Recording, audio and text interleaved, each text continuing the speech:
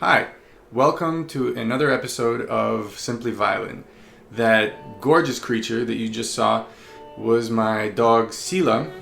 She lives with my family in Southern California, which is where I am right now. I usually get away from Manhattan craziness during the summertime, but I live there most of the year, but we see each other quite often. The reason that I showed you that video, besides, to kind of show off how cute she is to kind of demonstrate that you don't have to be human to appreciate the significance of sound, to be affected by it.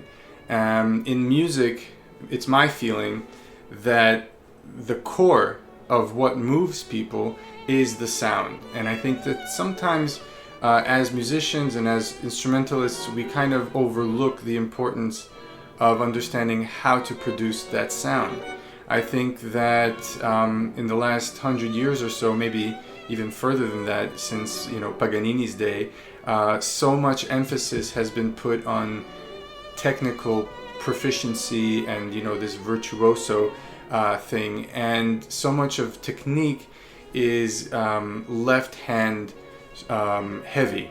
When people think about technique, they automatically think left hand.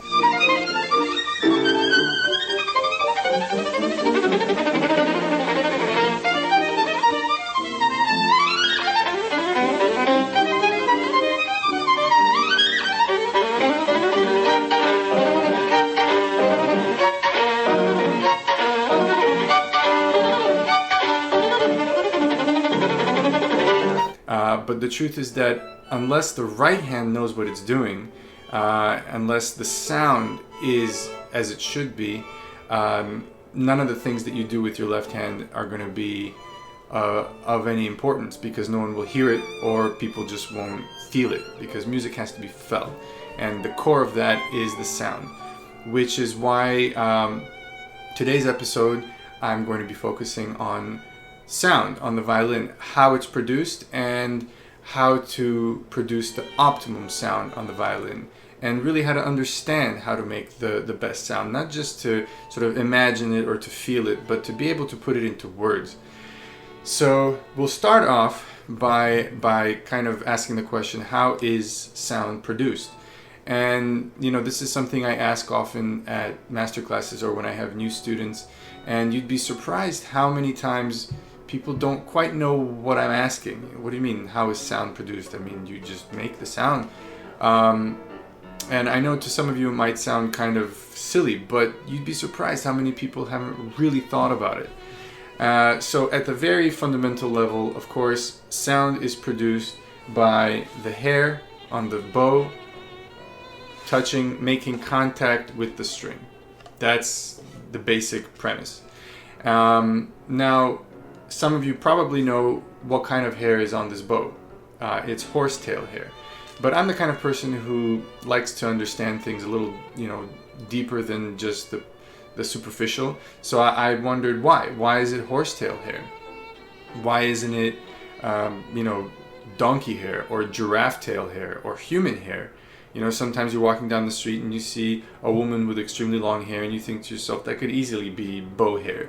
And on top of that, why do we use a very specific kind of horsetail hair? Because we use the hair from horses that come from cold climates, from places like Mongolia and from Canada. And the reason for that is that the cold horsetail hair is the exact right coarseness for the kind of sound that we want to produce on the violin, in the type of tension that the violin requires. And the basic way that the hair actually makes a sound on the violin is that if you look under a microscope, the hair has these ridges or kind of bristles that stand or that go along the bow, kind of like that.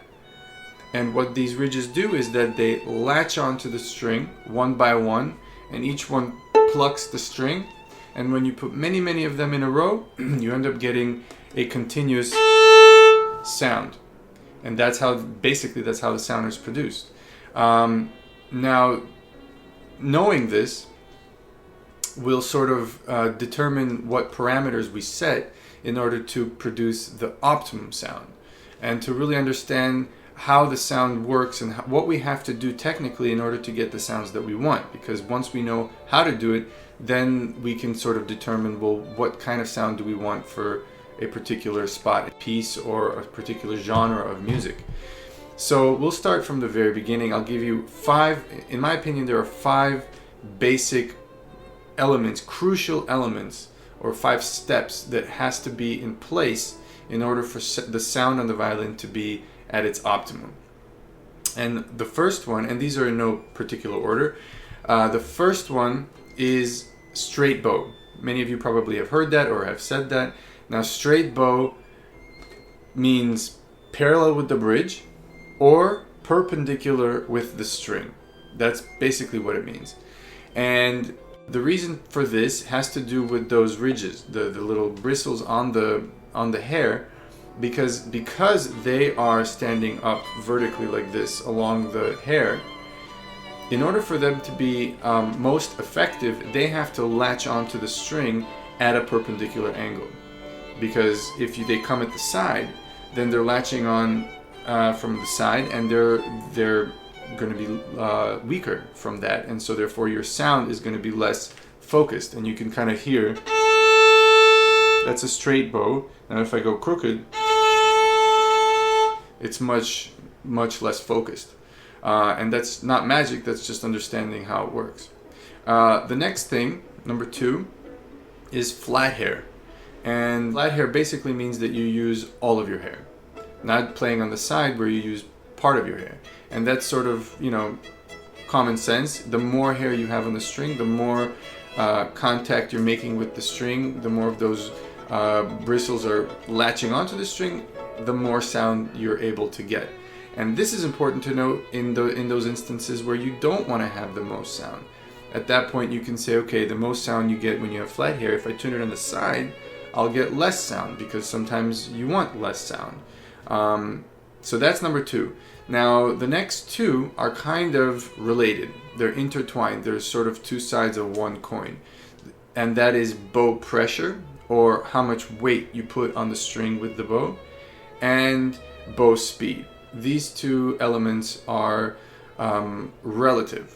If you think about it, when you put a lot of bow pressure and you go really slow with the bow, what will you get? You'll get a really crunchy sound. Now, if you apply the same amount of bow pressure, but you move the bow faster, the sound improves and it's actually quite good. Now, if you move the bow really fast, but you don't apply enough pressure, you have this non-sound, this sort of ghost sound, not focused, not the core of the tone. And this is because there's not enough bow pressure. So in other words, the slower the bow, the less maximum bow pressure you're able to put. The faster the bow speed, the more bow pressure you should put. And I should note that this is also something that's very personal. Different violins have different capacities for sound, for different ability to absorb weight, and different bows have different curves, different cambering, which will determine how much pressure you're able to put, and also your arm has a lot to do with it. So it's a very personal thing that you should try to discover on your own. And of course, all of this you should try to do mostly on your own, because a teacher will be able to kind of guide you through it, but no one really understands what you're feeling inside of yourself, inside your hands, more than you. So it's important for you to understand how these things work, and then to try to discover what you personally have to do in order to achieve all these things that we're talking about. So we've talked about 4 things now. Flat hair, we've talked about playing with a straight bow, and we've talked about bow pressure and bow speed. And the 5th thing that one should think about when creating the best sound on the violin is something we call the sounding point, or the contact point. And for those of you who are fans of baseball or who have played baseball, might be familiar with the term contact point, because it's often used when talking about bats. Bats have a contact point, which is that spot on the bat that when hit by a ball will generate the most amount of power. And in essence, that's the same concept on the violin. you have a contact point, a sounding point between the fingerboard and the bridge, which is ideally where we would like to draw our bow to create the sound. And one thing that we should say about the sounding point is that it actually doesn't stay stagnant. It moves around. And the way that it moves around is, I guess you have to understand the physics of how the string vibrates. If you look at your violin, you'll see that in an open string, the length of the string is literally from the bridge. The bridge acts as a stopping point. So when vibrating, the vibration doesn't cross past the bridge. It stops, it doesn't vibrate there. And towards the peg box at the end of your fingerboard, you have the exact same thing, but it's called a nut. And that is, it acts the same way. It doesn't vibrate into the peg box here. The string stops right at the nut. So when the string is that long, the sounding point is in one location, somewhere here, somewhere like 3/4 of the way past the fingerboard towards the bridge. Now, when you put your finger down in your left hand, what you're literally doing is shortening the length of the string.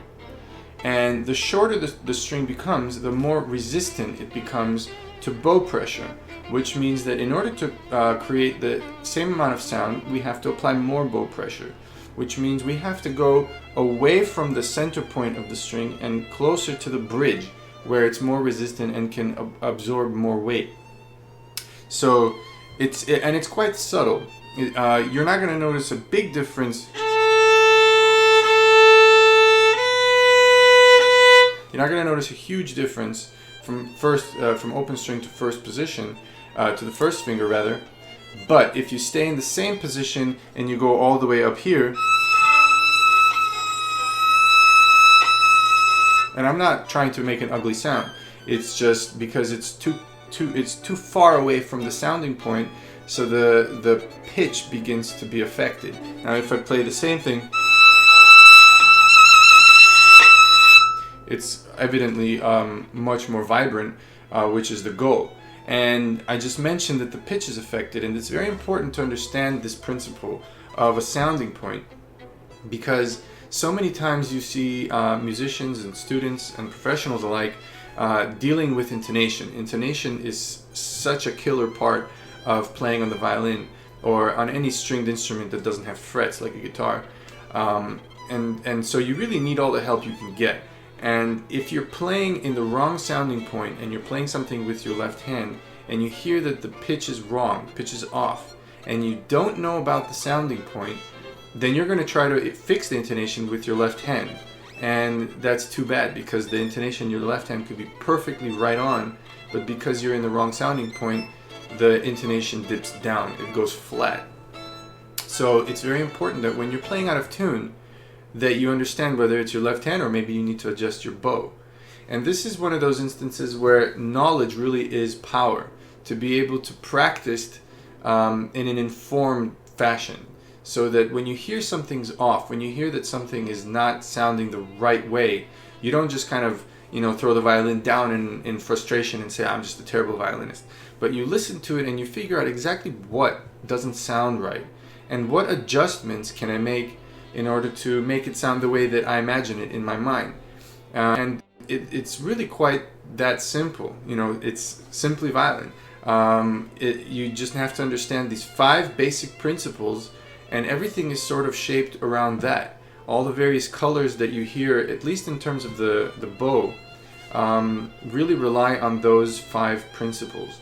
And just to give you a couple examples, I mean, once you know how to make the optimum sound, as I mentioned earlier, if you're trying to create a different color, let's say in French music, where you want to do impressionism, something that's less focused, something that's a little bit more blurry, a little bit more ethereal.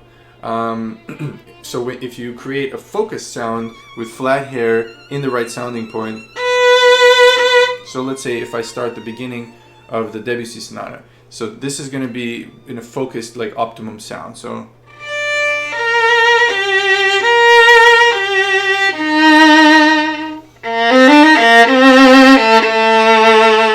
That's really, you know, optimum sound. Flat hair, straight bow, right sounding point, all of that.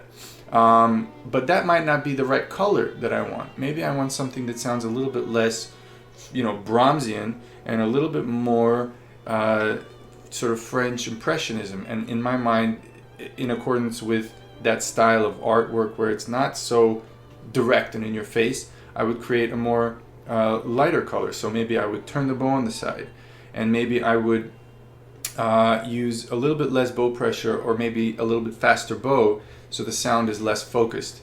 And maybe I would move slightly away from the sounding point to create a slightly fuzzier sound. So something like this.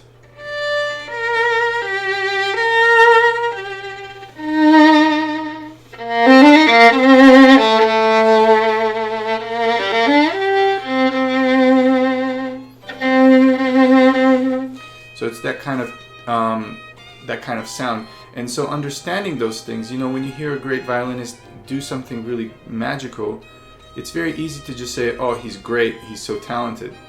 But it really is backed up by very specific, very simple knowledge that has been adapted into the playing.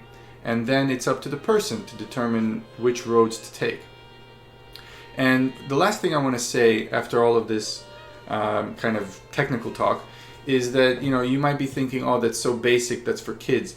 The truth is that it's never too late, and there's no shame in learning something new or incorporating new information into your playing.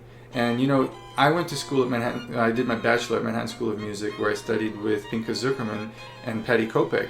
And so often I've seen you know, great young violinists come to study with Pinka Zuckerman, because he's this great legendary violinist, in hopes of impressing him, and then he'll like get them this big career. And of course they are very talented, but oftentimes their sound production, their concept of producing sound, and their bow arm is lacking, to say the least, or is less than optimum. And Pinka Zuckerman and Patty Kopek are extremely diligent when it comes to teaching the bow arm. So many times I've seen these great young violinists come in, and for the first 6 months of college, they're playing open strings or just, you know, very simple Kreutzer etudes, just trying to figure out how to play with the proper sound production. And yes, it might take 6 months or even a year or longer to really figure that out, so that you can then start playing real pieces. But ultimately, it will allow you to play violin longer in your life, because you'll learn how to create sound, the most amount of sound with the least amount of effort, which then saves your arms from pain and from tension and from injury, which has stopped short many great careers. So I felt it was very important to talk about sound, at least in these, you know, first few episodes. I hope that it was helpful. I hope that some of the information either backed up what you already knew, or maybe told you something that you might not have known. If you completely disagree with me, or you have other concepts of producing sound on the violin, please share them. Make a comment in the comments section. If you like the video, give it a thumbs up and subscribe to the channel. And I look forward to the future episodes. Thank you.